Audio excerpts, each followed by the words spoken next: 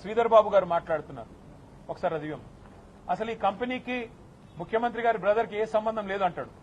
మరి కంపెనీకి ముఖ్యమంత్రి గారి బ్రదర్ కి ఏ సంబంధం లేకపోతే చైర్మన్ అని ఆయననే ఎట్లా రాసుకున్నాడు? నెంబర్ 1 చైర్మన్ ఆయన, సీఈఓ వాళ్ళ కొడుకు. ఈ కొడుకు వాళ్ళ చిన్నపిల్లడు కాబట్టి నేను ఆయన జోలికి పోను గాని చైర్మన్ అనుముల కొండల్ రెడ్డి, నేను చెప్పట్లా, యుఎస్ ఐపీఎఫ్ వాళ్ళు చెప్తా ఉన్నారు. ఇది ఆయన లింక్డ్ ఇన్ లో పోర్ట్ఫోలియోలో లింక్డ్ ఇన్ ప్రొఫైల్లో రాసుకున్నాడు. Tesseract advance systems chairman Kondal Reddy.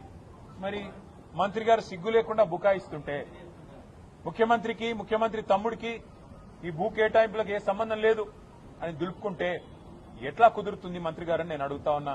Sridhar Babu గారు, అసలు ఇవన్నీ మీకు తెలిసి జరుగుతున్నాయా? మంత్రి గారు, మీకు అసలు మీ శాఖ మీద పట్టుందా?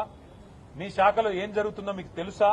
లేదా ముఖ్యమంత్రి గారి ఆఫీస్ నుంచి ఒత్తిడి చేసి 2 ఫోన్లు చేయంగానే మీరు బలవంతంగా ఏదో ప్రెస్ మీట్లు పెట్టి తప్పించుకునే ప్రయత్నం చేస్తా ఉన్నారా? ఎవరిని వదిలిపెట్టాం, ఈ భూ కేటాయింపులు ఏది కూడా వదిలిపెట్టాం.